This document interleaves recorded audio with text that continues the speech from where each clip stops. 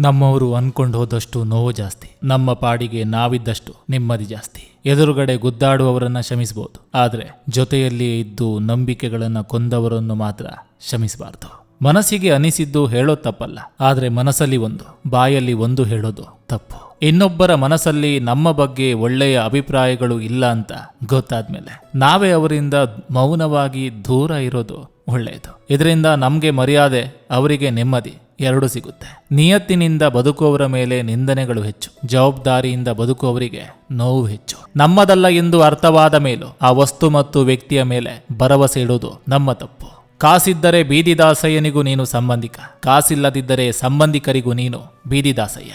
ಒತ್ತಾಯಕ್ಕೂ ಅಥವಾ ಅನಿವಾರ್ಯಕ್ಕೂ ಕಳುಹಿಸುವ ಸಂದೇಶಗಳಲ್ಲಿ ಅಕ್ಷರಗಳೇ ತುಂಬಿರುತ್ತದೆ ವಿನ ಭಾವನೆಗಳಲ್ಲ. ಹಾವಿನ ಹಲ್ಲಿನಲ್ಲಿರುವ ವಿಷಕ್ಕಿಂತ ಮನುಷ್ಯನ ಕಣ್ಣಲ್ಲಿರುವ ಹಸುವೆ ಅತ್ಯಂತ ಅಪಾಯಕಾರಿ. ಎಲ್ಲಿಯವರೆಗೆ ದುಡ್ಡಿನ ವ್ಯಾಮೋಹ ಇರುತ್ತೆ ಅಲ್ಲಿಯವರೆಗೆ ಸಂಬಂಧಗಳ ಬೆಲೆ ಗೊತ್ತಾಗಲ್ಲ. ಜಗತ್ತನ್ನು ಮೆಚ್ಚಿಸುವ ಹುಚ್ಚು ಸಮರ್ಥನೆಗಳಿಗಿಂತ ಮನಸಾಕ್ಷಿಗೆ ಒಪ್ಪಿ ಬಾಳುವ ಬದುಕು ಯೋಗ್ಯ.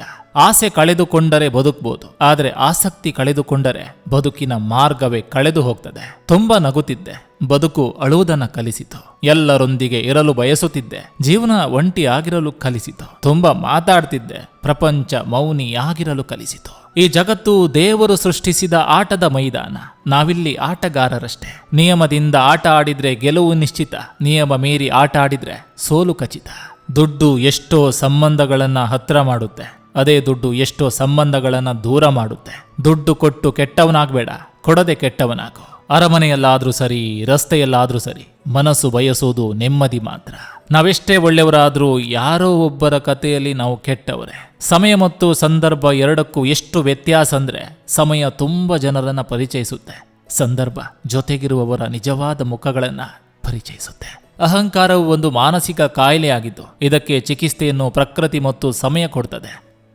ಯಾವ ಸಂದರ್ಭಗಳು ಶಾಶ್ವತವಲ್ಲ, ಅವು ಬದಲಾಗ್ತಲೇ ಇರ್ತವೆ. ಆದ್ದರಿಂದ ಮನಸ್ಸಿಗೆ ಅತಿಯಾದ ಒತ್ತಡ ಬೇಡ. ಪ್ರಾರ್ಥಿಸಲು ಒಬ್ಬ ಮನುಷ್ಯ ತಾನು ಸಿದ್ಧವಾದ್ರೆ ಅವನ ಪ್ರಾರ್ಥನೆಗೆ ಉತ್ತರಿಸಲು ದೇವರು ಕೂಡ ಸಿದ್ಧವಾಗ್ತಾನೆ. ಶ್ರೀಕೃಷ್ಣ ಹೇಳ್ತಾರೆ, ಯಾವಾಗಲೂ ಒಂಟಿಯಾಗಿ ಬದುಕಲು ಸಿದ್ಧರಾಗಿರಿ. ಕೆಲವರು ಇದ್ದಕ್ಕಿದ್ದಂತೆ ಬದಲಾಗ್ತಾರೆ. ಇಂದು ನೀವು ಅವರಿಗೆ ಮುಖ್ಯ, ನಾಳೆ ನೀವು ಅವರಿಗೆ ಏನೂ ಅಲ್ಲ, ಮತ್ತು ಅದು ನಿಜವಾದ ಜೀವನ. ಅರ್ಥವಿಲ್ಲದ ಕೋಪ ಅನೇಕ ಸಮಸ್ಯೆಗಳಿಗೆ ಕಾರಣವಾಗ್ತದೆ. ಆಲೋಚನೆಗಳೇ ಇಲ್ಲದ ನಿರ್ಧಾರ ಅನೇಕ ನೋವುಗಳಿಗೆ ಕಾರಣವಾಗ್ತದೆ. ಜೀವನದಲ್ಲಿ ಹಸಿದಾಗ ಅನ್ನ ಕೊಟ್ಟವರನ್ನು, ಸೋತಾಗ ನಮ್ಮ ಜೊತೆ ನಿಂತವರನ್ನು, ಕಷ್ಟದಲ್ಲಿದ್ದಾಗ ಸಹಾಯ ಮಾಡಿದವರನ್ನು ಯಾವತ್ತಿಗೂ ಮರಿಬೇಡಿ. ಕೆಲವರ ಗುಣ ಗೊತ್ತಾದಾಗ ನಮ್ಮಲ್ಲಿ ಬದಲಾವಣೆ ಮಾಡಿಕೊಂಡು ನಾವು ಖುಷಿಯಾಗಿರ್ಬೇಕೇ ಹೊರತು ಅವರನ್ನು ಬದಲಾಯಿಸಲು ಹೋಗಬಾರ್ದು. ಜೀವನದಲ್ಲಿ ಬೇರೆಯವರನ್ನ ಅತಿಯಾಗಿ ನಂಬುವುದೇ ಜೀವನದ ಮೊದಲ ಶತ್ರು.